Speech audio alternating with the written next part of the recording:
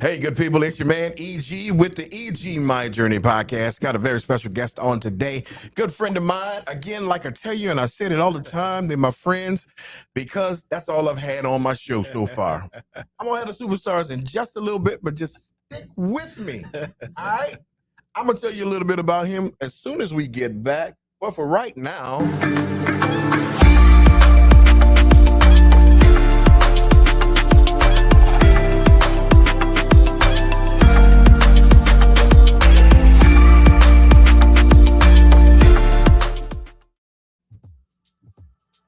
all right, good people, we back in the building. Yep, another episode. Look, today I got a professional in here. I'm a little intimidated because this guy is such a professional. Should I be intimidated? Probably so, probably not. Who knows? It's none other than the multifaceted, the prestigious Mr. Devron Wilson in the building. My brother, how you doing? Man, I'm doing great, but listen, you are the one. You are the man, bro. I'm learning from you. What are you talking Man, about? You're the professional. Stop. You sound like somebody I know and or knew, but I won't name names. Oh, really? Until we get off air. So, guys, this young man has been in radio for quite some time, for about 1,000 years. Wow. October will make 26 years. Am I right? You're absolutely correct. But 1,000 years, man. Hey, man, look, it's what it feels like.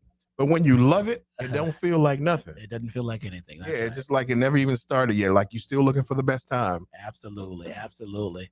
So it is, being in radio all that time. He's also has a professional life in the criminal justice industry. And I ain't giving you no more information because I don't want y'all looking for no favors. It's all good. It's all How good. about that? I know how to say no. It's all good. Do you really? I know how to say no. All right. I don't say no. I say get the hell out of here. Stop playing with me. But at any rate, guys, it is a pleasure and an honor to have my brother in here today. We've had some great guests on and great content, and this is just like everything else. The content is going to be fantastic and fabulous, and because it is close to home and it is touching to his heart. Once I heard the story, I was like, I really need to get you on because it's extremely important to give the people our truth, because there's so many people out there that have the issues that we have. Absolutely. Or that are suffering with some of the things that we're suffering with, or dealing with the things that we deal with on a day-to-day basis. And like I've told you guys before, for me, it was the loneliness of sickness and disease that really got me to start this podcast.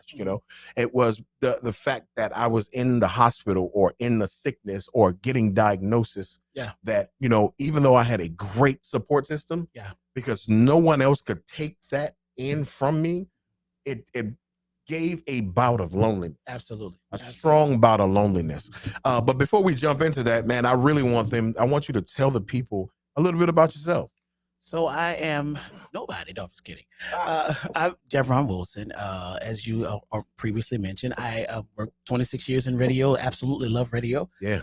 Went to Southern University at New Orleans. Yes, sir. Undergrad in journalism, master's in criminal justice. I've been blessed and fortunate to work in both fields. Yeah. Went to school actually to be a news reporter, but of course I got sidetracked into radio and never turned around. Hey man, I get it. I went for psychology and graphic design. Right? I'm a graphic designer, designer, absolutely. And so I was afforded the opportunity to work in the criminal justice system. Have worked in the juvenile court system for about 10 years. Currently work in a municipal traffic court in Orleans Parish for the public defender's office. And I do some work in the mental health capacity, mental health rehabilitation. So I do some counseling with a small population of clients in the community. So dealing with depression, schizophrenia, and those things. And so that's kind of who I am. For the most part, I love traveling, but I'm a grinder. I like to work, I like money, and I like to eat. Of course, you can see how big I am. Too crazy. I tell you what, that last field, that mental health field, is perfect for the industry that we're in, because if you think about it, you kind of have to be schizophrenic to do what we do. Absolutely. You have to know how to turn it on and turn it off. Absolutely. In a split second. We just did a promo, and for the promo, man, it goes from just talking like we regularly talking, to that pow, the professional move. It's amazing to me, even when I do it, it's like, dang, I I just went to a whole nother Another place. person, another place. Yeah, man. So it's it's groovy, man. I love the industry. I have personally been out of a radio for probably 10 years now. And you should not have never gotten out of radio. You are like you are. I mean, you are absolutely you were born to do radio, bro. Hey, man. I tell you that all the time. You got the voice, you've got the background and the graphics, and you're good at what you do, and that's no shade, no on anybody. No, But I got you you. are No, good I got at you. what you do. I tell you what, if you would have said I got the look, I was gonna punch you. Well, Because you know, that's like saying you got a face for radio. I do that all the time, though. I tell people I have the face for radio all the time. Yeah, no doubt, no doubt. As well as do I should say.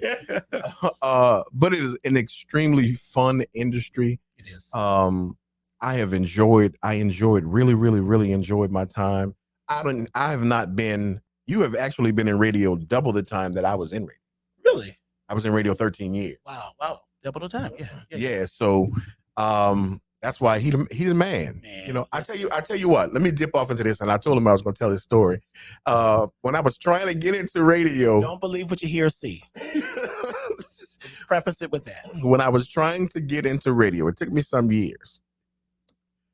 I went to the station that he was the program director at, and he kicked me. I mean, like literally kicked me, and I turned around and I was leaving. He was like, "Man, get out of here!" And then he kicked me in my butt.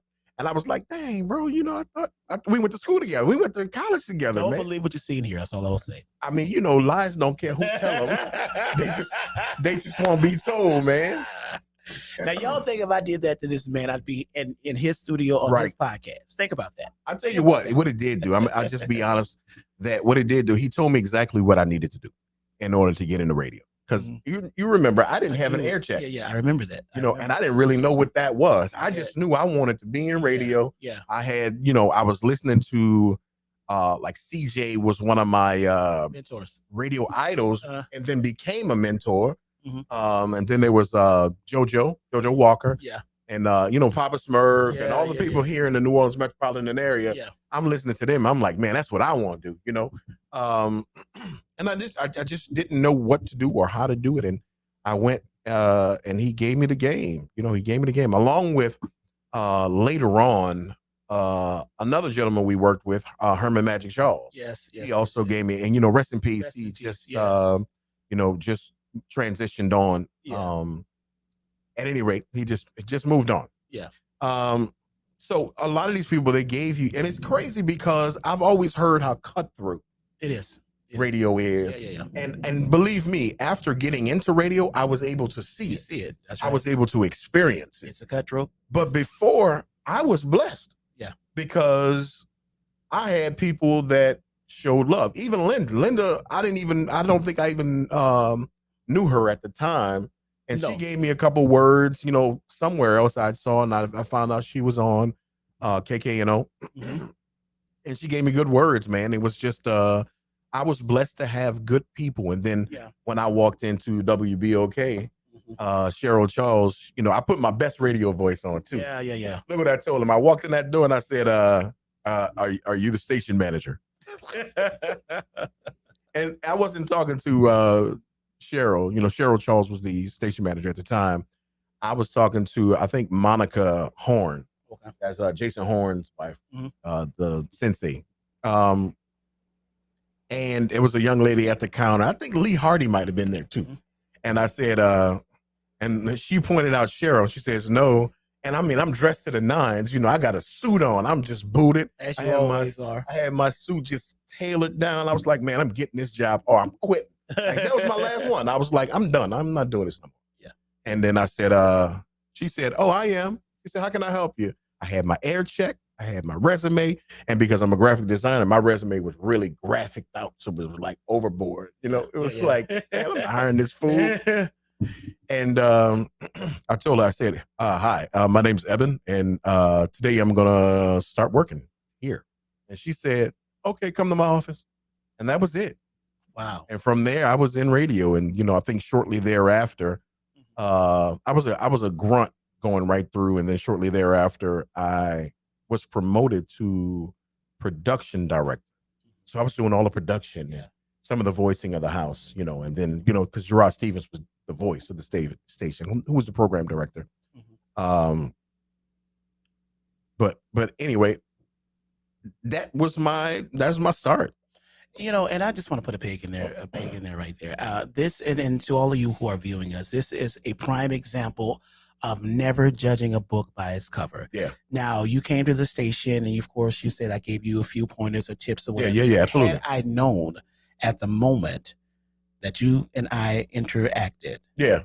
had I known what you could do, what you bring to the table, Yeah. your professionalism, your amazing on their talent, you'd have been hired that day.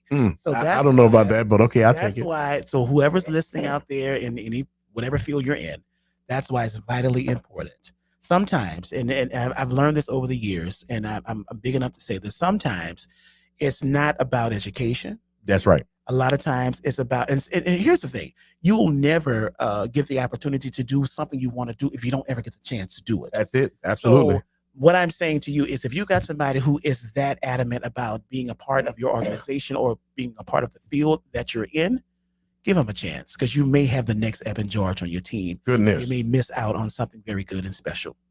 Well, okay. I don't know what to say about that. Can't come behind that one, No, I can't. So I'm making up for him saying that I shut him away, which I really didn't. Yeah, he gave me the boot. I did not give him the boot, but I had to follow protocol at the time. We had to follow protocol. Hey man, when it ain't yours.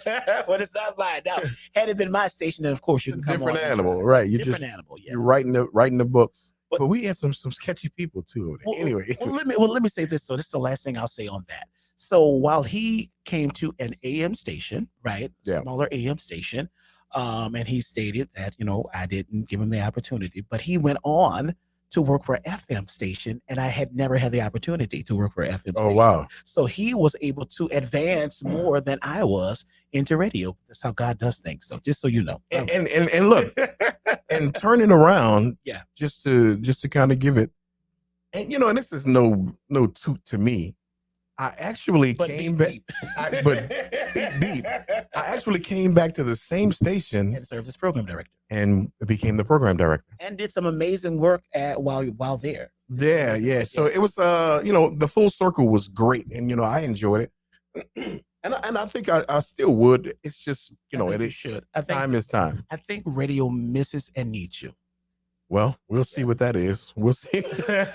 we'll see what happens with that and what that's talking about. If Absolutely. That's even an option. It's an option. Because right now, this is man, I'm in love with this podcast stuff, dude. I mean, listen, I am loving it. I'm loving the look. I'm loving the professional side of things. You are just amazing. Okay. And so now from this, it's only up from here. Only up from here. Yeah. So, and look, a lot of times when you get into these situations, it may seem daunting, but man, I am so.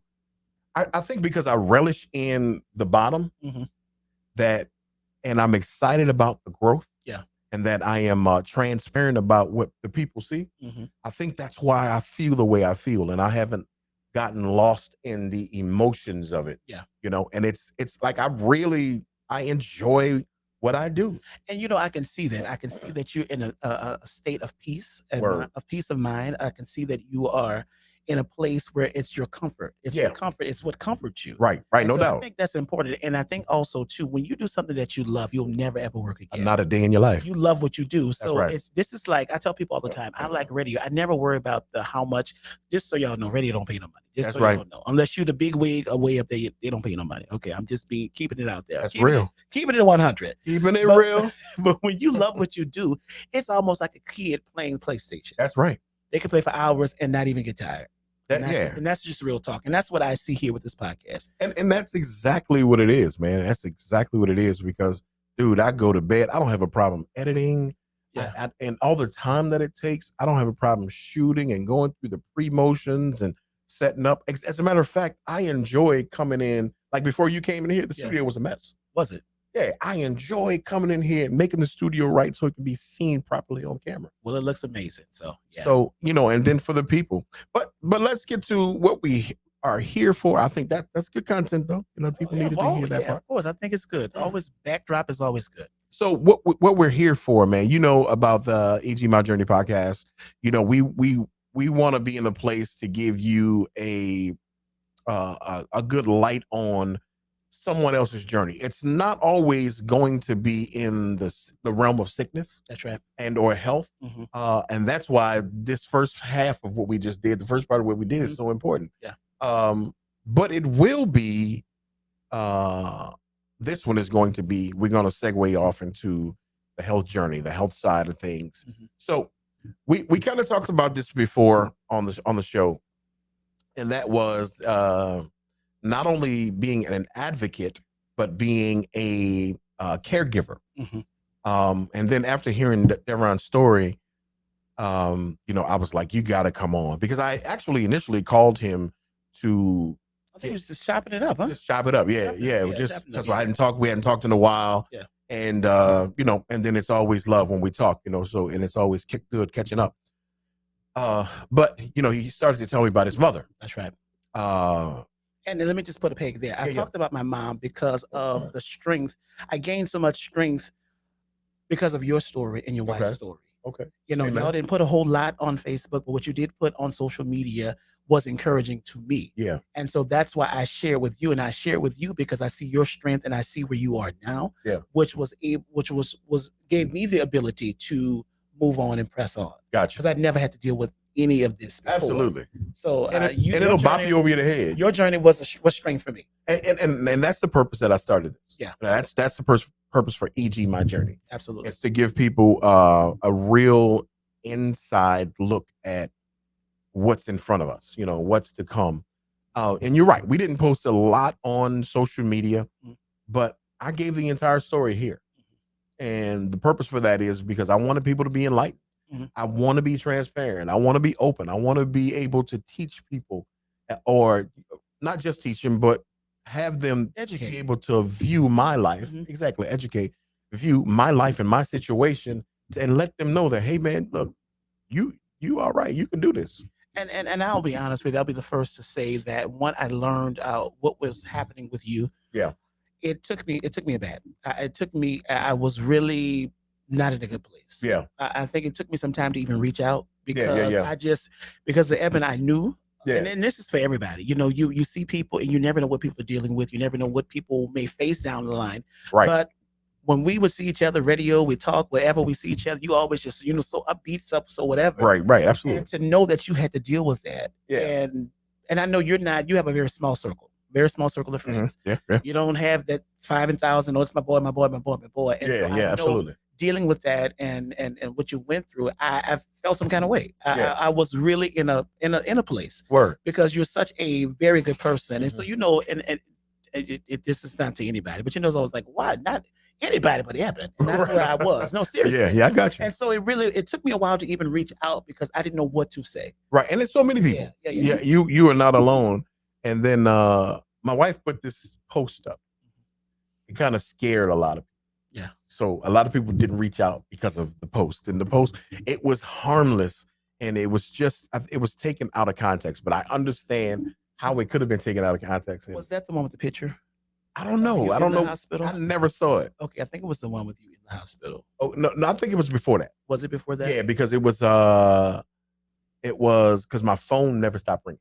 Okay. And so she was like, "Man, just give us some time, and he needs to rest." I do remember. So I got later on hindsight. A lot of people were like, "Man, I wanted to come see. I wanted to call, but I didn't know what to do." Man, I promise you, I was in a very low place, and it got to the point, and it's so crazy because it gets to the point where I'm checking social media every day to make sure everything is good. Right. So you get to that point, and it's almost like you have to think to yourself, no, you don't kill off people. You know what I'm saying? Yeah, no doubt. There is still life. Listen, it's not a death sentence. You know what I mean? And so I had to get to that point, Eb. I can't lie to you. Yeah. And even though I had some deathly experiences, man, it was a couple times that I didn't think I was coming out. Yeah. Honestly. But I tell you what God did for me. He had me in a place where my spirit never died. That's what's up. And because of that, I know that that's one of the elements of my formula that has me here today. Keep you pushing. That's right. That's right. Because again, I've told this story on the podcast several times. There was a point where I was in an argument with God. We had that conversation. Yeah. And it was in the midst of that argument, I said, you know what? you know what, God, my bad. It's your business. This ain't even got nothing to do with me. Mhm. Because I had to come into the understanding of what I have been preaching all these years, that anytime we go through a situation, it's never just for us. For somebody else. Absolutely. If it's for us, That's right. even if it's for us, because That's right. God will use us. He'll take a fool to confound the wise. You know what I'm Absolutely. saying? He'll take you. He'll use Preach, us. Bishop. There you go, man. Preach. Good night. Preach. Send your love offers and cash apps to EG My Journey podcast. And that is a real. That's my real cash app. $sign EG My Journey podcast. There we go. Cash app. but again, I'm about to make y'all drink, and I'll tell you about that in a second. Okay. Nevertheless, so anytime I say nevertheless, one of my buddies, he made it that anybody who's watching the podcast, they have to take a shot. Okay. Nevertheless. Tip. You know what I'm saying? It's a done deal. But anyway, let's talk about Miss Betty Arsenault in this piece. Yeah, so here's the thing. So last year around October-ish or so, maybe August, October, my mom noticed that she had a noticeable lump in her breast. And I will say that she had a lump in her breast some years ago. They kind of did the mammogram and stuff, came back abnormal, but it was fine. Gotcha. So it came back, and when it came back huge. And so I must be honest, and my mom and I, we got into a little tiff. Yeah. Because I was like, Mom, you need to go to the check. You need to go to the check. But at the same time, I think she was more nervous this time. Now, my mom has this big connection with the Lord. She's a prayer warrior. She's, she's a prayer. She's always encouraging everybody else. Yeah. And so I knew she would be fine, but I think the natural side of her was more or less nervous about going and get it checked out. So she had a 70th birthday party in December. And she said she had gotten her appointment scheduled for January of this year. And she's like, I know I'm fine. And so, I'm at work. And so I'm nervous. I'm not going to lie. I'm nervous. Yeah. And so she called me and said, well, they say it's cancerous. And then the next thing she said was, here's my first time. Because here's the thing. You see people all the time. This person had cancer. This person got diagnosed. And it does not hit you the same until it comes down your street. Until it's at your door. Mm-hmm. So here I go with my inquisitive self. I'm researching cancer. I'm researching this, that, and the other. And then, of course, the natural side of you, everybody hears cancer, the C word, and they automatically think death, right? Automatically. Yeah. So she calls me. She tells me that it is indeed cancerous, but she did say, the doctor says that it did not spread in her lymph nodes. And no, it wasn't in her lymph nodes, and it did not spread. So it was only confined into that lump. Gotcha. So that was more liberating for me. Absolutely. To know that Absolutely. Was, so they never even gave her a stage. But I know some people say that if you have a visible lump or so and it's cancerous, and it's at minimum a stage 2. So never gave us a stage. But anyway, so she has started treatment, doing chemo. She was doing really, really fine. I'm bringing her to, getting her lab work done on a Wednesday. She's going to treatment on the Thursday. She had dreadlocks, and so her dreads started to fall out. Yeah. And so she just did the big chop and just cut it all off. Cut it like my head. Oh, gotcha. Right? So, so I'm encouraging, oh, you look good. We're going to be all together. So I'm making jokes and whatever. And so for me, I wanted to make sure that I keep her in a positive space. Yeah. I never wanted to be the doom and gloom and just, oh, this, oh, that. But I know that I had to keep strong. Now, in the light of that, while I'm keeping her strong and being all happy for her, right, I'm dying inside because Absolutely. My mom is a whippersnapper. She's jazzy. She's gonna dance. She's the life of the party. Yeah. And so to see this, I don't want to say decline in front of you because when you're doing chemo and treatments, you get you're losing the hair. Well, you could call it a decline. It's just I'll say it's not finality. Not finality. That's right. So it was a decline, an obvious decline in front of me. And so, Evan, I must say that it was a shocker when I saw it without the hair, but I'm smiling, I'm laughing, and I'm putting on a facade because I want to be that positive light for her. So fast forward, she's, taking chemo. And so then I would take her to her, we made a date out of it. Every Wednesday, her and I were going to get her lab work done. And my sister would take her on Thursday to chemo. And that was the date. We go out to breakfast. And so this particular day, she said, I need you to give me a wheelchair because my legs are not as strong. Yeah.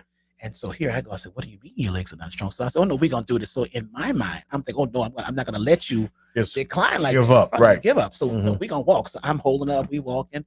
And so when she sat down, she was very winded and very out of it. And I said to myself that moment, I said, Devron, you're being very selfish. Yeah. she is not in a good place where in which she can hold and support herself. Mhm. So I got her the wheelchair, and in my mind, again, I am out of it. Right. So fast forward, so she was doing really well, still, having challenges until they got to the point, Evan, she lost all of her the feelings in her legs. So she was totally confined to a wheelchair. We had to get physical therapy to come to the house. They would do services with her. So I'm very impulsive, right? Very impulsive. So what I do, I go to the store. I go buy a walker. I go buy a cane. Yeah. All of this stuff. Yeah, all the stuff. All the stuff. I just been just spend up the credit cards. Taking up for mom. Yeah, making sure she gets what she needs. Yeah. So Eben, honestly, to see that she was wheelchair bound, and so it got to the point she has stairs. She's in a townhouse. She has Gotcha. stairs, and she couldn't walk up the stairs. So I'm at home. I'm laying down, and I get a call. She went to treatment, and she was crying. She said, "Dad," she said, I can't get up to my room. I can't get upstairs. I don't know how I'm gonna get up here." And so I'm doing 100 getting to mom. Yeah, getting to absolutely. Mom. So I get there, and I don't know what strength I had or whatever. Yeah. But I put her in a wheelchair, and I turned her backwards and literally pulled her up the stairs in a wheelchair. My stepdad was behind to make sure that I didn't slip, but we took our time getting her up there. So she was happy about that. So we would do that every time she needed to come down. Right. The funny part about it, when I say funny, I'm just being lighthearted. Gotcha. The funny part is that when she needs to go downstairs, she has a way she gets down and she scoops herself down the stairs. Oh, okay. And she's able to brace herself to go around to the couch until she's time to get in the wheelchair to go wherever. And so, honestly, y'all, it was tearing me up because I have a torn ACL. Yeah. Oh, wow. On my left leg, and so I put all my weight on my right leg. But my rotor started to really be sore because I'm picking up on heavy weight and a wheelchair and going upstairs. Right. So that was wearing me out, but I could not tell her that because I didn't want her to feel like she's wearing me out. Right. Because she would always say, "I don't want y'all to feel like I'm a burden." That was the key right there. I had to make sure that she didn't feel that we were a burden because I didn't want her to. That's right. That's right. Now, fast forward to where we are now. Recently, she has started to do her own.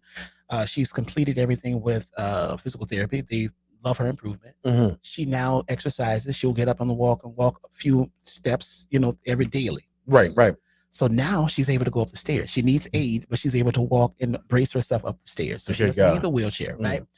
And so I say that to say we as people need to be more sensitive to people who are battling cancer, because sometimes, I felt myself doing it. "Oh, you're not going to give up. You're not going to give up."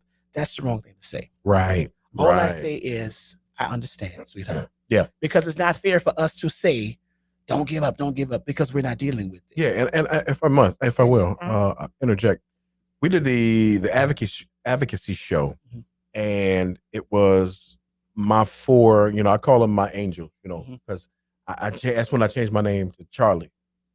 Well, I was Chuck City on the radio. So Chuck City. That's right. I remember that. So it was Big City at one time. It was Big City when I was at KKNO. And then when I went to FM to Praise, it was Chuck City. Chuck City. Gotcha. Yeah. That's the same thing that they talked about. And the amazing part about that to me is that it just snaps. It becomes natural, especially as a caregiver. That's right. And it's nothing that you think about, but you have the opportunity or had the opportunity to see folk that would do those things, and it would make that the patient so uncomfortable. Make them uncomfortable. Absolutely. And then that's the thing. It's one of the things that will kill a patient. That's right. They will die because of our selfishness. That's right. And thinking we want our mothers or family members or loved ones to go back to being what we knew them. That's right. To be. Absolutely. It's quite unfair. And the one thing that they told me, and I didn't find this out until they did the show. I think it was 3 shows ago now.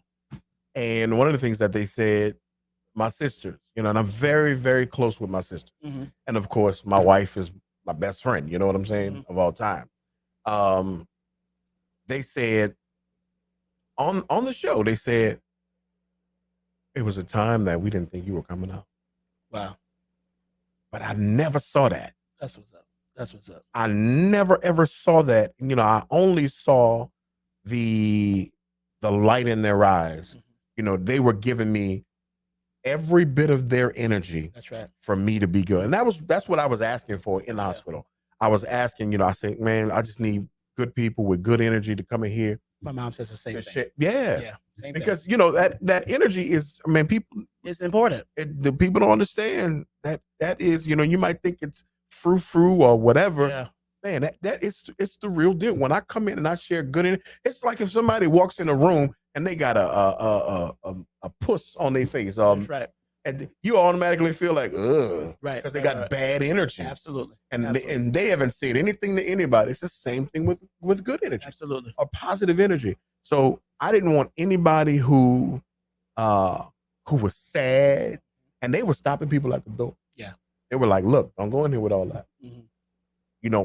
Could have been anybody. I don't care. They would have stopped my mama. Mm-hmm. Don't go in here with all of that. Yeah. And you got to understand, mom is mom. Mom's going to feel how she feels about her baby. I'm a mama's baby. You know what I'm saying? I'm the youngest. Same here. And, it's unfortunate that she had to see one of the worst parts.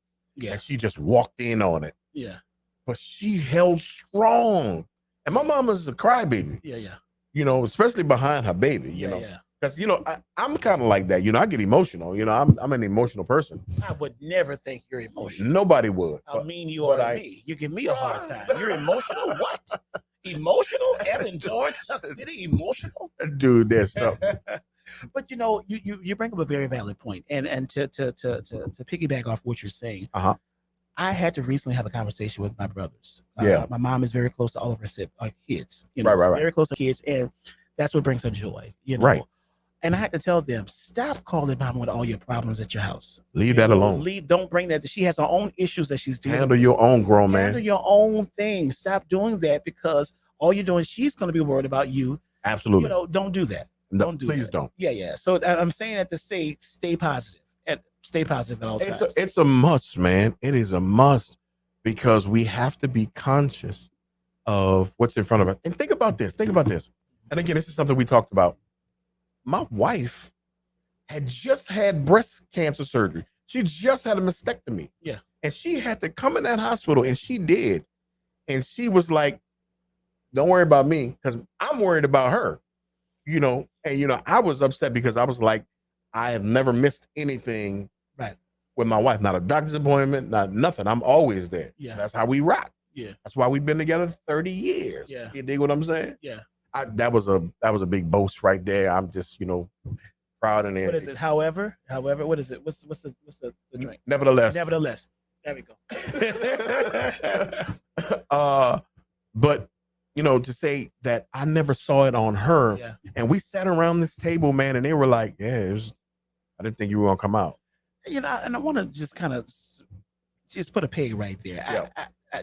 That in itself, both of you all dealing and going through your own personal medical challenges, and still trying to cancer. Yeah. I try not to say the big C word. Yeah. But to know that both of you all are dealing with your own specific type of cancer, and still trying to be there for each other, be positive, and then being a caregiver, and you're still a patient at the same time. Caregiver and a patient. Like, listen, that has got to be the most challenging moment for both of you all. But look where you are now. And see, for me, that is such a positive story. And for me, that gives me hope and give me some insight with my mom's situation. Yeah. So when I see you all, I see how, if I look at you right now, I would have never thought that you had a bout with any type of cancer. Exactly. And again, everything we've talked about before, right? So in episode number 2, it was with my wife and I. We told the story from both ends. And again, it was just because, and she wasn't really, I don't know if she was on board 100%, but that may not have been her thing. Yeah. But I just felt compelled to share my story, because I would share the story with people, and they would be like, I've shared it with a couple people, right? And a couple of them started crying because they were like, I didn't know nobody else went through or was going through that. And that's the same thing I was going through. That's the same thing I was feeling. But this is one of these people, as a caregiver, I felt alone. Yeah. So given that both sides, we were really able to to bless some folk. It was it was the Lord in us that allowed us to share Absolutely. and to give out some good insight. Absolutely. So with you, how are you doing now? You know what? I'm in a much better space, and I'll tell you why. I'll tell you that I'm in a much better space because it's almost countdown to having the mastectomy Uh-huh. for mom. And what the blessing in this is that after she had some issues with the legs and not being Yeah. able to have the feeling and not being able to be mobile on her own, they took her off that chemo. Okay. Took off the chemo for about a month. Okay. And so I'm not gonna lie to you, I was very nervous because I was like, okay, I hope nothing, spreads while we're waiting. I hope nothing, so I'm Mhm. like, I'm nervous. So when they brought it back to start the second round, they said that the lump was still shrinking without the chemo. It was still shrinking. Man. And so the oncologist was like, well, let's do surgery. Let's go ahead and do the mastectomy. But the surgeon said, I want to be 110% sure Right. that everything is dead around it, that we remove, we go in, it's done. And that's it. And that's it. Absolutely. And so that's where we are now. So she started chemo, I think about 3 weeks ago. Okay. And so they're going to do it every 3 weeks. Okay. So Okay. for infusion, instead of she was doing every week. Yeah. They're doing every 3 weeks. So she did it 3 weeks ago. So she goes next week for the second, and then we'll do that for 3 more times. And then we talk surgery. Okay. So I'm in a much better space. Mom is in a good space. She's spiritual now. She's worried about us, and she's still, I made a mistake and forgot to call her back. She called me and getting on me. You said you're gonna call me back. You didn't call me. So she's in a good space. So as long as she's in a good space, I'm in a good space. But I maintain my positivity around her. I maintain everything that we did prior to. I keep that same energy. Right. My sister keeps that, and God bless my sister. My sister is there with her. My sister actually quit her job to take care of mom. And so we alternate. So I'm a big boy, right? And so me and my sister, we made a pad. We're the baby. She's a baby girl. I'm a baby boy. We have 2 older brothers. They're both married. And so I know that my brothers have to attend to their families with their wives. Right. So we release them. Come when you come. You can't. We understand that you have a family. Right. My sister and I, we're not married. We're going to make sure mom is good. We keep you updated. And so that's what we do. And my sister, God bless her, Nedra Wilson, I love you so very much. She is a beast. Yeah. She was there from day one, from the diagnosis, and has been to every chemo appointment. I've done all of the lab appointments. Yeah. I came off a cruise one day. My mom had an appointment that it was Monday evening. I came off a cruise boat. Cruise ship, should have said ship. I always say boat. It's not a boat. Yeah. Get off the cruise ship. We go to the appointment, and so my mom also has AFib. I don't know if you know what AFib is. AFib is an irregular heartbeat. Right, absolutely. And so she goes to the, she had to go get a heart, I forgot, echograph, whatever it was. Mm-hmm. And so her heart rate rhythm was out of sync. Okay. So it was like, we can't let you leave. We stayed in the ER for 19 hours, and they admitted her. And I stayed there every bit of it. I was exhausted coming from off a cruise, still had on cruise clothes, but I made sure I made a patch. I got you. Don't you worry about nothing. It is what it is. It is. We're going to do what we're going to do. Do what we have to do. Because you only have one mother. That's it. One mother. And so. And one time on this earth. One time on this earth. So it is my duty and my job as a son and as a child to make sure mom is good. And if you believe you believe that God is who he says he is, then, it is. And this is what I've learned, with some of my friends. And, it's no secret. I am a believer, go to church and all of that. Word. But here's the thing. What I've learned is that if I've prayed and given it to God, I'm not going to keep praying and giving it to him. Let it go. At this point, what I'm doing now is thanking him in advance for the healing. I'm thanking him in advance. That's manifestation. For the manifestation. There you go. And that's what it is. And that's where I leave it at. I don't say, oh, Lord, I'm coming to you again. Please heal. I'm not doing that. And I'm glad you said that, because one of the things I've despised for many years is push. Yeah. You know that? Pray until something happens. It's like, okay, so wait a minute. God didn't hear you the first time? Nevertheless. He heard you. He heard you. And now, just let him do him. And if you believe him, that's it. You just wait on the manifestation. Period. Whatsoever seed you plant in the ground, so should you also reap. You see, you try to hide from your calling. You've been trying to hide. Man, stop. Jonah, you've been running for a long time. This is the calling right here. You're going to end up in Nineveh, bruh. Nineveh, you talking about in Kenner? The church in Kenner? Oh, right. That's the church Quell from Shanquell. Shanquell Morgan, yes. Yeah, I'm from there too. Oh, really? Yeah. I said, I left there. Well, I got there. My grandfather was a pastor in Kenner, Pilgrim Baptist Church in Kenner. Yeah. That was my grandfather's church I grew up in. Man, And then I went over to to Nineveh with my mother. gotcha. Yeah. They Crazy. stayed there forever. Small world, Yeah, bro. small world. Absolutely. Small world. Absolutely, sir. So this is talking about you, and I'm glad you segued to the relationship and the agreement that you Mhm. have with your siblings. Yeah. Um, because it calls out something else that we need to have in cooperation and respect for one another's time and Absolutely. place. Absolutely. Because some of the things is, you may be in a position where it's like it's your turn or it's your turn, and Mhm. and then it becomes hell in the palace, and mom is gonna feed and eat off of that. That's right. And I'm glad you say that because I tell my sister, because she lives in the house with my mom, Okay. and make sure that mom is good whenever you need to leave, whenever you want to go out of town just for some rest and relaxation. Yeah, get away. Let me know. I Yeah, got you. Because absolutely. you're there every day. I don't want you to ever feel burned out that you're doing it on your own. That's right. I'm pulling up. I got you. Whatever I need to do. So we have that relationship. Gotcha. Her and I, if she goes to the hospital, I'm going to text her with everything. She's going to text me everything the doctor said, Yeah. and vice versa. Yeah. We already know mom got an appointment this day. I'm going to take her this day. You taking her this day. We got you. And I'm glad you said that, because that's another point. I know with me, Mhm. when I go to the doctor, I never go to the doctor by myself. Mhm. And it's not that I can't, but it's that, number one, these ladies, Mhm. the four horsemen that I got, Yeah. the angels, Mhm. they won't allow me to. I got you. And which is extremely wise of them, because I think my middle with my siblings, my middle sister said, yeah, he'll go in there and the doctor will talk for 2 hours and he'll come back. You ask him what's wrong, and he gonna give you 2 minutes of them 2 hours. Mhm.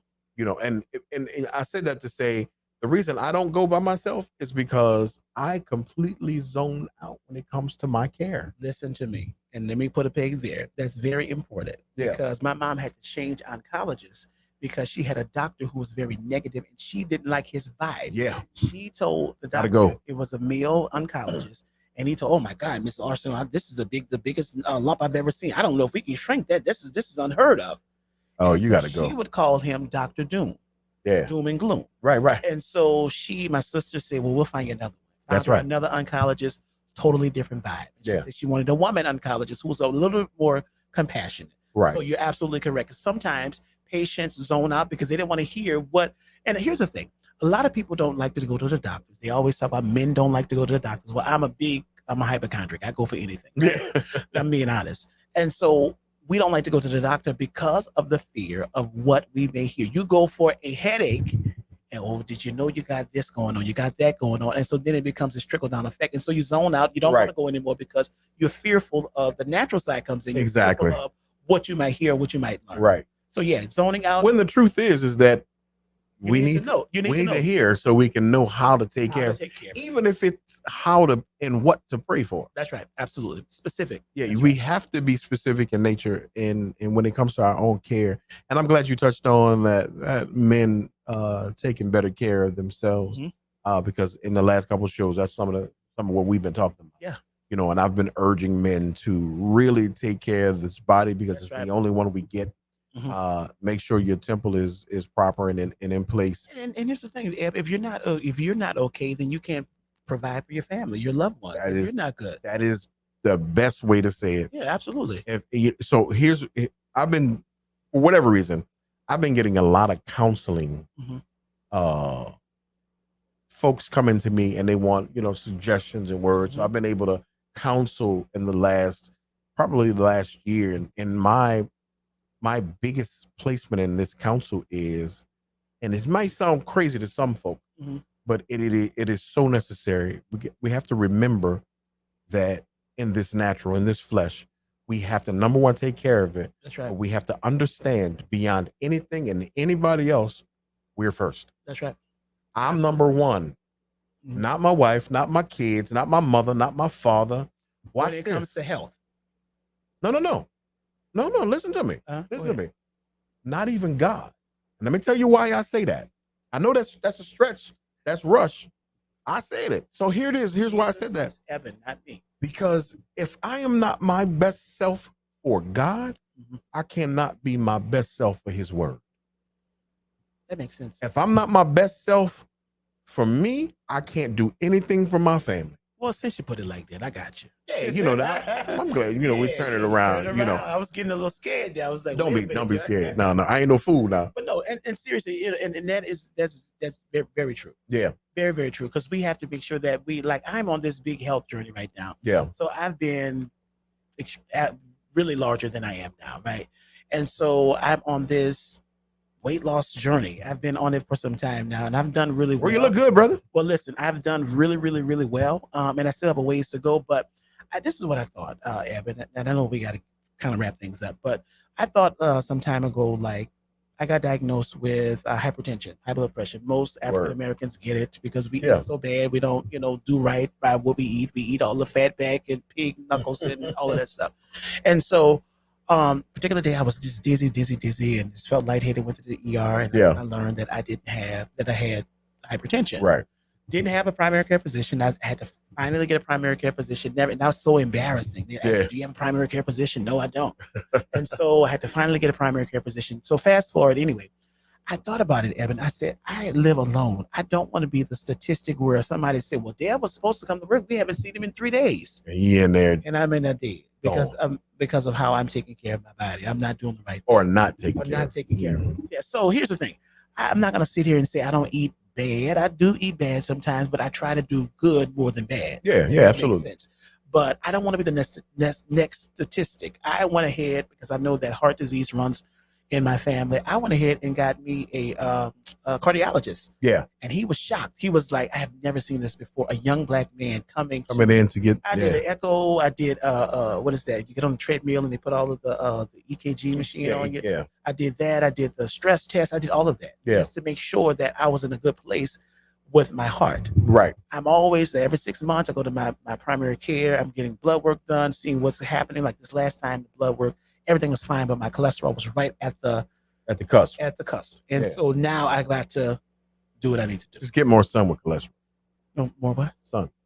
With cholesterol? Yeah. Really? Because the sun turns your cholesterol into natural vitamin D. Vitamin D cures everything in our body. Oh, see, there you go. Now I didn't know. Then I can eat all the chicken I want. I'll just lay out in the sun. Thank you. You still got to do right. Thank you, Dr. George. You still got to do Dr. right. George has did his due just today. Very good. Thank you. Well, that's good, man. I'm so glad to hear that Moms is in a good space and everything is positive, as well as for you and for the family. And man, I just, I want to tell you right now, man, I appreciate you. I love you. I appreciate you. Love you as well. And I would love to come back to tell Mom's testimony when this is all said. Without a doubt.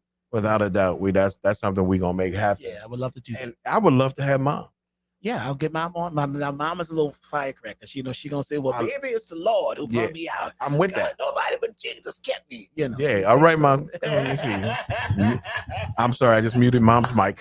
Mom, I'm telling you, that's how Mom's gonna do. Yeah. Well, that's fine, man. That's what we're here for. We want the testimony to be the light. You know what I'm saying? Because her testimony will enlighten somebody else, whomever she comes across again. Because, like we said before. That we go through these trials and these tribulations they're not always for us.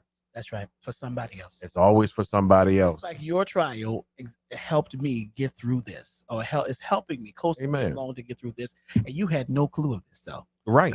Right. When we talked, I shared it. I shared the story. I was like, my mom is dealing with breast cancer, and even your wife's testimony and story has helped me as a caregiver, as a child, seeing my mother decline in front of me with breast cancer, and to see you all very vibrant and at the lowest points of your life, and look where you are now. Yeah, absolutely. So that gives me a hope to say that the same God that did it for Eben George and for his wife, with the same God to take care of my mom. Absolutely, without a doubt. So again, I appreciate you, brother. I mean, you don't even understand. I thank God for this time and time that we've known each other. It's always been great and extremely, extremely prestigious. Absolutely. And we are going to get out of this joint. All right, people. Let's do it. It's your man EG with the EG My Journey podcast. Hey, Quell, I see you, girl. But we coming off the air right now, right here. It's your man EG and my homie, Devron Wilson. Appreciate you, big bro. Show enough, fam. And like I always say, keep your deuces crooked. Nevertheless.